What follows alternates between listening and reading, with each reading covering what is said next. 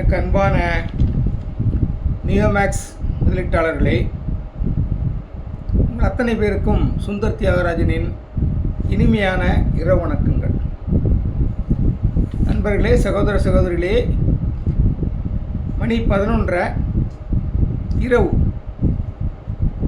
கிட்டத்தட்ட நள்ளிரவு. இந்த நேரத்தில் உங்களோடு ஒரு முக்கியமான விஷயத்தை சொல்ல போகிறேன். இந்த பதிவானது நியோமேக்ஸிலே முதலீடு செய்துவிட்டு எப்போது தீர்வு கிடைக்கும் என்று காத்திருக்கும் அப்பாவி முதலீட்டாளர்கள் பாதிக்கப்பட்டவர்களுக்காகவும் மட்டுமல்ல, பொதுமக்களும் இதை தெரிந்து கொள்ள வேண்டும் என்ன நடக்கிறது என்று. அதன் காரணமாகவே இந்த திருச்சி முதியவன் சீனியர் சிட்டிசன் சங்கத்தினுடைய தலைவர் சுந்தர் தியாகராஜன் ஆகிய நான் இந்த நள்ளிரவிலே உங்களோடு பேசிக்கொண்டிருக்கிறேன். தோழர்களே, ஆரம்பம் முதலே நான் சொல்லி வருகிறேன், அப்ரூவ்டு பிளாட்டுகளை ஏலம் விடுவதில் தவறில்லை. ஆனால் அன்அப்ரூவ்டு பிளாட்டுகளை, அதாவது பிளாட்டில் லேண்டுகளை, அன்அப்ரூவ்டு லேண்டுகளை, அதாவது பேரல் லேண்டுகளை, விளைநிலங்களை, மனைப்பிரிவுகளாக பிரிக்கப்படாத நிலங்களை ஏலம் விட்டால் நமக்கு பெரும் இழப்பு ஏற்படும் என்று நான் சொல்லி வருகிறேன். அதன் காரணமாகவே நான் உயிரை கொடுத்தாது தடுப்பேன் என்று சொல்லி வருகிறேன். அநேகர் என்னை கிண்டலும் கேலியுமாக செய்து வருகிறார்கள். மட்டுமன்றி நான் நிறுவனத்திலே பணம் வாங்கிவிட்டு முதலீட்டாளர்களுக்கு துரோகம் செய்கிறேன் என்று சொல்லி அவதூறுகளை பரப்பி வருகிறார்கள். என்னை எப்படிலாம் கொச்சப்படுத்தணுமோ அப்படிலாம் கொச்சப்படுத்திட்டு வராங்க. இப்போ நான் ஒரு டேட்டாவை காமிக்க போகிறேங்க. இந்த டேட்டாவை எங்கள் குழுக்கள், வாட்ஸ்அப் குழுக்கள் அத்தனையிலும் போட போகிறேன். கிட்டத்தட்ட ஒரு 25 வாட்ஸ்அப் குழு நான் வச்சுருக்கிறேன். அத்தனை வாட்ஸ்அப் குழுவில் நான் அந்த இதை போட போகிறேன், டேட்டாவை போட போகிறேன். தயவு செய்து அறிவார்ந்த சமூகத்தினரே, அப்பாவி முதலீட்டாளர்களே, ஒரு பிரிண்ட் அவுட் எடுத்து கையில் வச்சுக்கோங்க. நான் குரூப்பில் போடுறத பிடிஎஃபாக போடுவேன், பிரிண்ட் அவுட் எடுத்து வச்சுக்கோங்க. அதை கையில் வச்சுக்கோங்க. பெரிய சைஸில் பிரிண்ட் அவுட் எடுங்க, கொஞ்சம் என்லார்ஜ் பண்ணி எடுங்க, ரொம்ப சின்னதாக இருக்கும். எடுத்து வச்சுட்டு நான் சொல்கிறத கவனிங்க. தயவு செய்து இந்த யூடியூப் வீடியோவை நீங்கள் இப்போ பாருங்கள், ஆனால் கேட்காதீங்க, கவனிங்க. கேட்குறதுக்கும் கவனிக்கிறதுக்கும் வித்தியாசம் இருக்குங்க. ஹியரிங், கேட்பது, ஒரு காதில் கேட்டு ஒரு காதில் விட்டுலாம். ஆனால் லிசனிங் என்பது, கவனிப்பது என்பது, மனதால் கவனிப்பது, அது போய் மூளையில் போய் ஸ்டோர் ஆகும். அது ஸ்டோர் ஆனால் தான் உங்களுக்கு புரிய வரும், எவ்வளோ பெரிய ரகசியத்தை நம்ம புரிய வந்திருக்கிறோம் அப்படின்னு ஒரு புரிதல் வரும் உங்களுக்கு. தயவு செய்து கவனமாக கவனிங்க. இப்போ இந்த டேட்டா வந்து நான் எங்கேருந்து எடுத்திருக்கேன்னா, EOW வெப்சைட்டில் போய் எடுத்தது. அதில் அவங்க மதிப்பீடு பண்ண மொத்த மதிப்பீட்டுக்கு ஆன அட்டவணையை கொடுத்துருக்காங்க. மொத்த மதிப்பீடு, அதாவது ஒரு பக்கம் பிளாட்டு, ஒரு பக்கம் பேரல் லேண்டு. பிளாட்டுக்கு கைட்லைன் வேல்யூ எவ்வளவு, மொத்த பிளாட்டுங்கிறது ஸ்கொயர் ஃபீட்டில் வரும். மொத்த ஸ்கொயர் ஃபீட் எவ்வளவு, அந்த மொத்த ஸ்கொயர் ஃபீட்டினுடைய கைட்லைன் வேல்யூ எவ்வளவு, மார்க்கெட் வேல்யூ எவ்வளவு அப்படின்னு போட்டுருக்குறாங்க. அதை நான் விட்டுலாம். நான் அதை ஏற்கனவே சொல்லிட்டேன், அப்ரூவ்டு பிளாட்டுகளை ஏலம் விடுறதுல தப்பு இல்லை. அது அதிகமாக ஏலத்துக்கு போனால் நல்லது, நிறுவனத்துக்கு நல்லது, நமக்கு நல்லதுன்னு.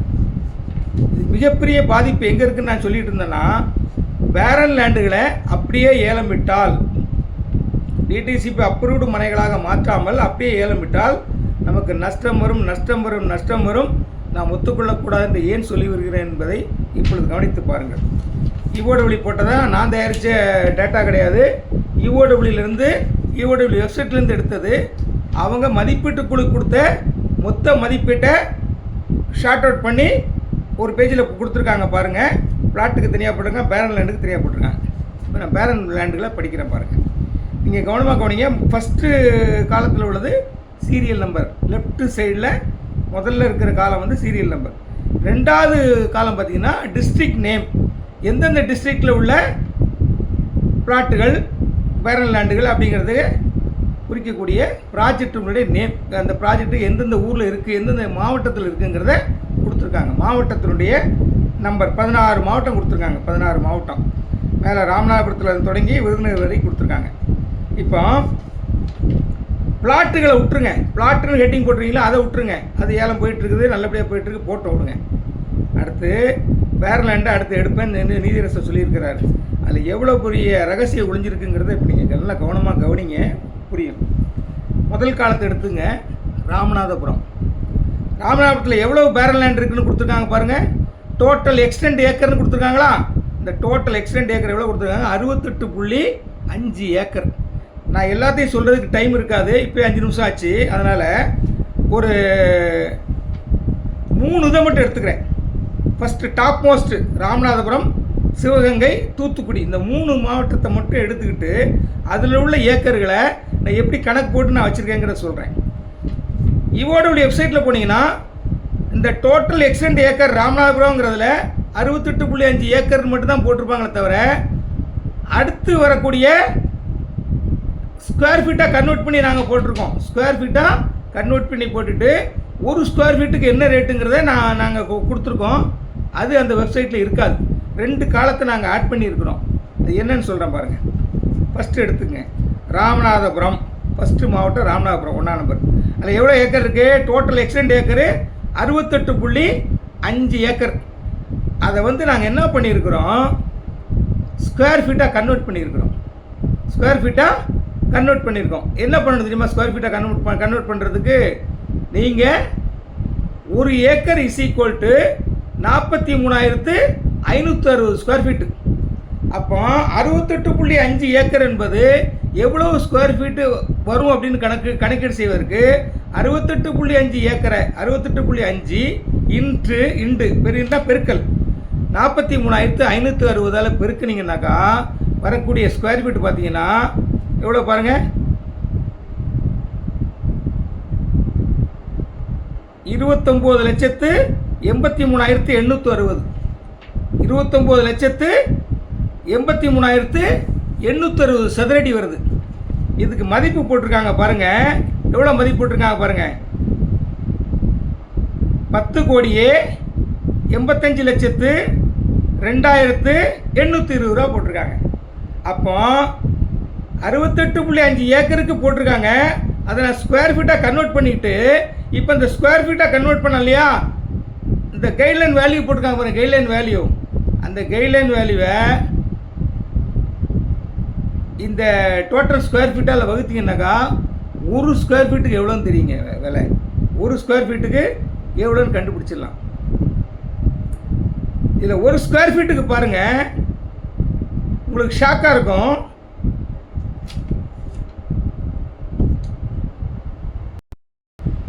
தோழர்களே, நான் ஏற்கனவே சொன்னது போல் இந்த கைட்லைன் வேல்யூ போட்டிருக்காங்க பார்த்தீங்களா? 10,85,02,820 ரூபா. அதை நம்ம ஏற்கனவே ஏக்கரை 68.5 ஏக்கரை ஸ்கொயர் ஃபீட்டாக கன்வெர்ட் பண்ணி வச்சுருக்கோம் இல்லையா? எவ்வளவு? 29,83,860 ஸ்கொயர் ஃபீட்டு. அதில் வகுத்துக்கினாக்கா ஒரு ஸ்கொயர் ஃபீட் ரேட்டு எவ்வளோ தெரியுமா? 36 ரூபா 36 காசு. எவ்வளோங்க? ஒரு ஸ்கொயர் ஃபீட்டுடைய மதிப்பு கைட்லைன் வேல்யூ 36 ரூபா 36 காசு. அதே இதில் பாருங்கள், அடுத்து மார்க்கெட் வேல்யூன்னு போட்டிருக்காங்க இல்லையா? அதை ஸ்கொயர் ஃபீட்டுக்கு பார்க்கும்பொழுது 68 ரூபா 2 காசு. 68 ரூபா 2 காசு. நல்லா கவனிங்க. வேறு அப்படியே ஏலம் விட்டா எவ்வளோ வருது பாருங்கள். ஒரு ஸ்கொயர் ஃபீட் கைட்லைன் வேல்யூ 36 ரூபா 36 காசு. மார்க்கெட் வேல்யூ 68 ரூபா 2 காசு. ஏன்னா மார்க்கெட் வேல்யூ அவங்க ஏக்கர் கொடுத்ததை நம்ம ஸ்கொயர் ஃபீட்டால் வகுக்கும் பொழுது ஒரு ஸ்கொயர் ஃபீட் ரேட்டு கிடைக்குது. நல்லா கவனிங்க. ராமநாதபுரத்தில் ஒரு ஸ்கொயர் ஃபீட்டு 36 ரூபா கைட்லைன் வேல்யூ. மார்க்கெட் வேல்யூ எவ்வளவு? 68 ரூபா. இப்போ சொல்லுங்கள், இதை ஏலம் எடுக்கிறதுக்கு போட்டி இருக்குமா இருக்காதா? கண்டிப்பாக இருக்கும். ஆனால் அவங்க எடுத்துகிட்டு போயிடுவாங்க. அதை போய் டிடிசிபி அப்புறம் வாங்கி அவங்க என்ன ரேட்டுக்கு விற்பாங்க? மார்க்கெட் விலை 68 ரூபா எடுத்துக்கங்க. அந்த 68 ரூபாங்கிறது 600 ரூபாயை மாறுறதுக்கு அதிக வாய்ப்பு இருக்குது. நல்லா புரிஞ்சுக்கங்க. 10 மடங்கு கண்டிப்பாக மாறும். 68 ரூபாங்கிறது 680 ரூபாய் மாறுறதுக்கு நல்ல வாய்ப்பு இருக்குது. இப்போ 10 மடங்கு போகுதுனாக்கா ஏலம் எடுக்க வராமல் இருப்பாங்களா? யார் வருவா தெரியுமா? வெளியாள் வர்றாங்களோ இல்லையோ, இந்த நிறுவனத்தை நல்லா கொள்ளடிச்சிட்டு வெளியே உட்காந்துருக்கான் பார்த்தீங்களா? இந்த சேர்மனையும் எம்டியும் தவிர உட்காந்துருக்காங்களா வெளியில்? எனக்கு என்ன உட்காந்துருக்கான் இல்லையா? அவனுங்க வருவானுங்க. 2ஆம் கட்ட 3ஆம் கட்ட தலைவர் இருக்காங்க இல்லையா? அவர்கள் வருவதற்கு வாய்ப்பு உள்ளது. இது யார் பணத்தில் வாங்கினது? நம்ம பணத்தில் வாங்கினது இல்லையா? இது நம்ம நஷ்டமா இல்லையா? கொஞ்சம் நான் சொல்கிறது புரியும் நினைக்கிறேன். அடுத்தது 2வது வரேன். 2வது மாவட்டத்துக்கு வரேன். 2வது மாவட்டம் சிவகங்கை மாவட்டம். 2வது மாவட்டம் சிவகங்கை மாவட்டம். சிவகங்கை மாவட்டத்தில் எத்தனை ஏக்கரு? 268.5 ஏக்கர். இது எப்போ ரொம்ப அதிகம். அது 268.5 ஏக்கர். அது வெறும் 68.5. இது கூட 200 ப்ளஸ்ஸு 268.5 ஏக்கரு. இதை நீங்கள் ஸ்கொயர் ஃபீட்டாக கன்வெர்ட் பண்ணிங்கனாக்கா எவ்வளோ வரும்னாக்கா, ஸ்கொயர் ஃபீட்டாக கன்வெர்ட் பண்ணிங்கனாக்கா 116 கோடியே 95 லட்சத்து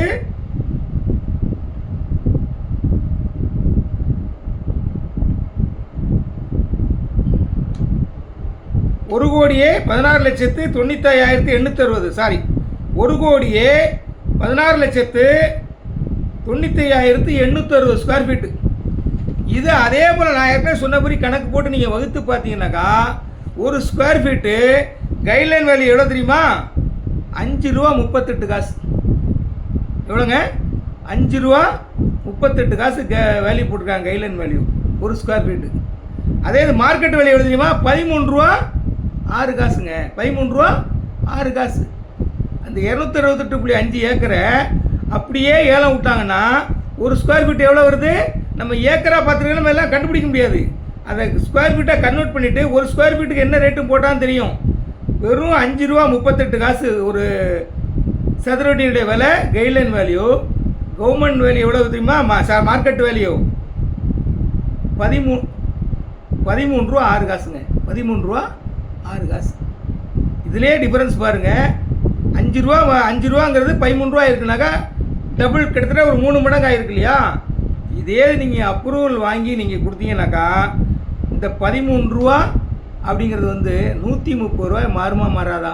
10 மடங்கு அதிகமாகுமா ஆகாதா? இதை விட மோசம் என்னென்னா, அடுத்து 3வது காலத்துக்கு வாங்க. தூத்துக்குடி குளிக்கக்கூடிய இடம், நல்ல முன்னேற்றம் அடைந்து வரக்கூடிய ஒரு மாவட்டம் தூத்துக்குடி மாவட்டத்தில் பேரல் லேண்ட் எவ்வளோ இருக்குது பாருங்கள்? 210.4 ஏக்கர். 210.4 ஏக்கர். நான் சொல்லலைங்க, இதெல்லாம் அட்டாச் பண்ணியிருக்கக்கூடிய ஈவோடி கொடுத்துருக்கக்கூடிய லிஸ்ட்டு எவ்வளவு? தூத்துக்குடியில் 210.4 ஏக்கருங்க. இதை ஸ்கொயர் ஃபீட்டாக கன்வெர்ட் பண்ணுங்கள். ஸ்கொயர் ஃபீட்டாக கன்வெர்ட் பண்ணால் எவ்வளோ வருது? நாங்கள் போட்டிருக்கோம் பாருங்கள், டோட்டல் எக்ஸ்டெண்ட் ஸ்கொயர் ஃபீட்டு போட்டிருக்கோம் பாருங்கள், எவ்வளோ வருது? 91,66,200. 91,66,200 சதுரடி. ஒரு சதுரடி ரேட்டை பாருங்கள், 0.02. 0.02. 1 ரூபா கூட வரலைங்க. 1 ரூபா கூட வரல. அதனுடைய மார்க்கெட் வேல்யூ பாருங்கள், 12 ரூபா 3 காசு. அது எவ்வளோ மடங்கு ஏறி இருக்கு பாருங்கள். வெறும் 12 ரூபா 3 காசு மார்க்கெட் வேல்யூக்கு ஒரு சதுரடி பேரல் லேண்டு தூத்துக்குடியில் இருக்குன்னு போட்டு வேல்யூ போட்டு வச்சுருக்காங்களே. வேல்யூ போட்டு சரி தான், பேரல் லேண்டு அவ்வளோதான் போகும். இதை ஏங்க நிறுவனத்தின் 2ஆம் கட்ட 3ஆம் கட்ட தலைவர்களோ கொள்ளையடித்தவர்களோ அல்லது வேறு நிறுவனத்தை சார்ந்தவர்களோ வந்து ஏலம் எடுத்துகிட்டு போனாங்கன்னா நமக்கு எவ்வளோ இழப்பு பார்த்தீங்களா? அதனால தான் இந்த கிழவன் திருச்சி முதியவன் ஒரு கமிட்டி போடணும். அந்த கமிட்டி கையில் இந்த ரிசார்ட்டு பேரன் லேண்ட்லாம் கொடுக்கணும். ரிசார்ட்டே அதே மாதிரி தான் தலைவர்கள் ஏலம் இருக்கிறாங்க, ரெடியாக இருக்கிறாங்கிறத நம்ம கேள்விப்பட்டுருக்கோம். வெளிப்படையாக ஓப்பனாக சொல்லிட்டா கூட மறைமுகமாக அவங்க பேசுகிறதுலாம் நம்ம காதுக்கு வருது. அவங்க தயாராக இருக்காங்க. அதனால தான் நாம் என்ன செய்கிறோன்னா, ஒரு கமிட்டி போடுங்கய்யா அப்படின்னு நீதியரசரை கேட்குறோம். இந்த வீடியோ அவருக்கு போனால் ரொம்ப நல்லது. யாராவது காமிங்க, கொண்டு போய் காமிங்க. நான் கோர்ட்டுக்கு இப்போ வர்றதில்லை, எனக்கு உடல்நிலை சரியில்லை, மனநிலையும் சரியில்லை, ரொம்ப பாதிக்கப்பட்டிருக்கேங்க நான். இதே நினச்சி திங்மணி மக்கள் படுற பாட்டை பார்த்து நெஞ்சு பதைக்குதுங்க எனக்கு. ஒவ்வொரு மக்கள் படுற பாட்டை பார்க்கும்போது நான் நடிக்கலைங்க, உண்மையாக சொல்கிறேன். எனக்கு கண்ணிலேருந்து கண்ணீர் வருதுன்னாக்கா அந்த கண்ணீர் தண்ணி மாதிரி கொட்டுது. காரணம் என்ன தெரியுமா? ஒவ்வொரு தாய்மார்கள் பேசுகிற பேச்சு, அவங்க கதறது, கண்ணீர் விடுறது, அழுகிறது. கணவனை இழந்தவர்கள், கணவன் விட்டுட்டு போயிட்டாங்க. ஒரு அம்மா டிசீஸ்டு குழந்தைய வச்சுருக்காங்க. அந்த குழந்தைக்கு 10-12 வயசு இருக்கும். அந்த பையனுக்கு ஒரு விசித்திரமான ஒரு நோய், போன்லாம் டைட் ஆகும், எலும்பு தோலுமாகி படுக்கையாக இருக்கான். ட்ரீட்மெண்ட் கொடுக்க முடியல. அவங்க அடிக்கடி எனக்கு ஃபோன் பண்ணி கதறுவாங்க, ஐயா அந்த குழந்தைய தூக்கிட்டு நான் கோர்ட்டுக்கு வரேன், நீதிபதி முன்னால் வரேன், என்னை உள்ளே கூட்டு போங்கயான்றாங்க. நம்மளே உள்ளே விட மாட்டேங்கிறாங்க. அந்த டிசீஸ் சைடில் தூக்கிட்டு அந்த அம்மா வரக்கு உள்ளே விட்டுருவாங்களா? கதறாங்க அவங்க. கணவர் விட்டுட்டு போயிட்டாருங்க அந்த அம்மாவை. இந்த குழந்தைய இருந்து பார்க்க வேண்டிய கணவர் விட்டுட்டு போயிட்டார். மருத்துவ செலவு காசில் விரோதமான அந்த அம்மா சொல்லி அழுவாங்க. தாங்க முடியல. பரிதாபமாக இருக்கு. இந்த சூழலில் தான் இதை நம்ம விட்டுட்டோன்னு வைங்களேன், நமக்கு பேரிழப்பு ஏற்படும். நல்லா கவனித்து பாருங்கள். ராமநாதபுரத்தில் 36 ரூபா 68 ரூபா மார்க்கெட் வேல்யூ, சிவகங்கையில் 13 ரூபா, தூத்துக்குடியில் 12 ரூபா ஒரு ஸ்கொயர் ஃபீட்டு. இதை டெவலப் பண்ணி கொஞ்சம் காசு செலவு பண்ணி டெவலப் பண்ணி டிடிசி ப்ராக்டிக்கலாக மாற்றும் பொழுது மாற்றி விற்றாக்கா 10 மடங்கு 12 மடங்கு, சில இடத்துல 15 மடங்கு அதிகமாக போகுங்க. இதுதாங்க ரியல் எஸ்டேட் பிஸ்னஸ்ங்கிறது. இதுக்கு தாங்க அடிச்சுக்கிறான் அரசியல்வாதி ஒவ்வொருத்தரும். இதுதான் கொலை பண்ணுறான். அவ்வளவு காசு இந்த தொழிலில் இருக்குது. இப்போ சொல்லுங்கள், எதுக்கு இந்த கிழமை சொல்கிறான்னு தெரியுதா உங்களுக்கு? பேரலாண்டுகளை அப்படியே ஏலம் விடக்கூடாது, அது அப்ரூவ் ப்ராக்டிக்கலாக மாற்றணும், அதுக்கு எங்கள் கையில் கொடுங்க.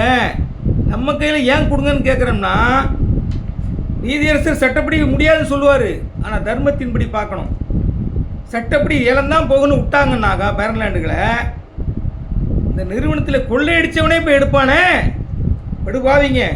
இந்த நிறுவனத்தில் கொள்ளையடிச்சிட்டு விலகி இருக்கான் இல்லையா, நம்ம எனக்கு என்னன்னு சேர்மன் அண்டு எம்டியை தவிர படுபாவிங்க விலகி இருக்கான்ல, கொள்ளையடிச்சிட்டு கோடியாக சம்பாதிச்சுட்டு கொள்ளையடிச்சு உட்காந்துருக்கான்ல, அவன் ஈஸியாக எடுத்துகிட்டு போயிடுவாங்க. எடுத்துகிட்டு போயிட்டு அவன் பிளாட்டு போட்டு எவ்வளோ சம்பாதிப்பான் தெரியுமா? நினச்சி பாருங்கள். ஒரு ஸ்கொயர் ஃபீட் கைட்லைன் விலை தூத்துக்குடியில் ₹1 கூட வரலைங்க, ₹1 கூட வரல. ஆனால் மார்க்கெட் விலை 12 ரூபா. எத்தனை மடங்கு? 12 மடங்கு மேலே போகுதுங்க. அது ஏன் நம்ம செய்யக்கூடாது அந்த வேலையை? அதைத்தான் இந்த திருச்சி முதியவன் கிழவன், இந்த நிறுவனத்தில் கைவிட்டு வாங்கினவன், கோடியாக வாங்கினவன் வாய்க்கு வந்தபடிலாம் பேசுகிறான். வாடகை வீட்டில் இருக்கையா, என் வீட்டுக்கு வந்தவங்களுக்கு தெரியும், வாடகை வீட்டில் இருக்கேன்.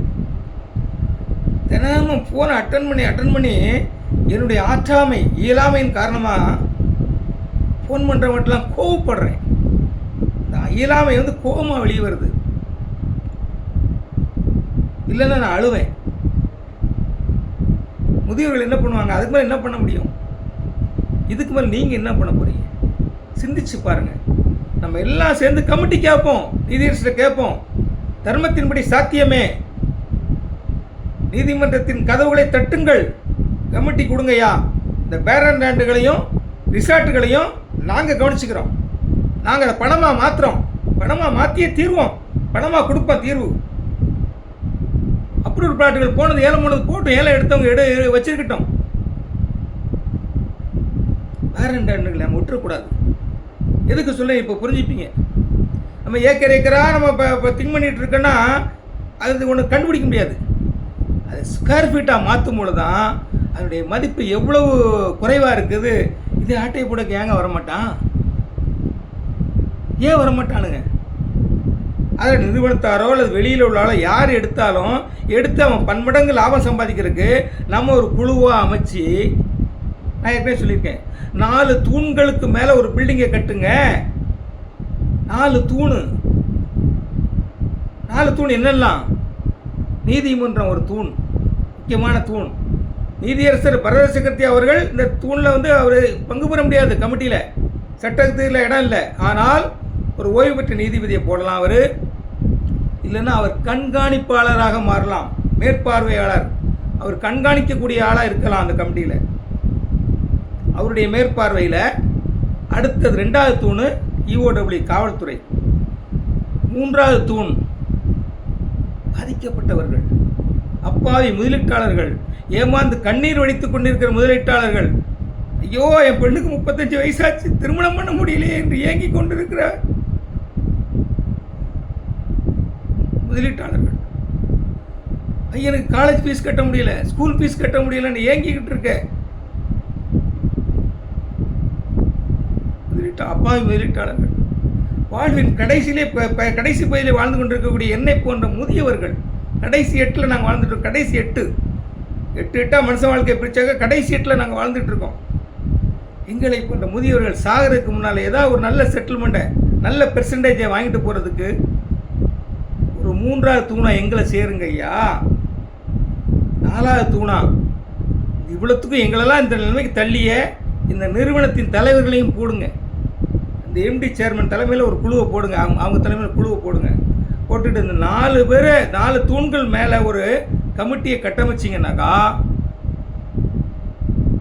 இந்த பேரலேண்டுகளெல்லாம் அப்ரூவ்டு பிளாட்டுகளாக மாற்றி நம்ம மொத்தமாக யாராவது ஒரு நல்ல ப்ரொமோட்டர்கள்ட்ட கையில் காலில் விழுந்தாது, ஐயா நாங்கள் இவ்வளோ பாதிக்கப்பட்டிருக்கோம், எங்களுக்கு உதவி செய்யுங்க, இது வாங்கிங்கன்னு சொல்லி விற்றா, மொத்தமாக விற்றுட்டாக்கா நமக்கு அட்லீஸ்ட் ஒரு 10% கிடைக்கிட்டா கூட ஒரு 90%, 80%, 70% காசு பணமாக கிடைக்குங்க. வாழ்வின் விளிம்பில், கடைசி விளிம்பில் இருக்கிற மூத்த குடிமகன் இந்த பிளாட்டை எடுத்து என்னங்க பண்ண முடியும்? எப்போ விற்க முடியும்?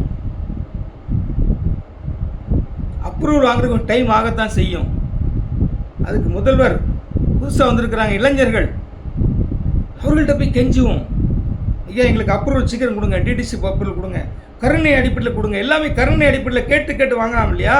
நீதிமன்றத்தின் மூலமாக ஒரு கமிட்டி அமைச்சாங்கன்னா இந்த கமிட்டியின் செலவுகளுக்கு இந்த படுபாவிங்கெல்லாம் பெயிலுக்காக வந்து பணம் கட்டி வச்சுருக்காங்க இல்லையா, கப்பம் கட்டி தண்டனை பணம் கட்டி வச்சுருக்காங்களா பெயிலுக்கு, அந்த பணத்திலேருந்து எடுத்து கொடுத்து அதை வச்சு இந்த கமிட்டி செயல்பட்டு அப்ரூவ்டு நிலங்களாக மாற்றி அதை விற்பனை செய்து பணமாக மக்களுக்கு கொடுக்கலாம்ல. இதுக்கு ஒன்று சேரலாம்ல.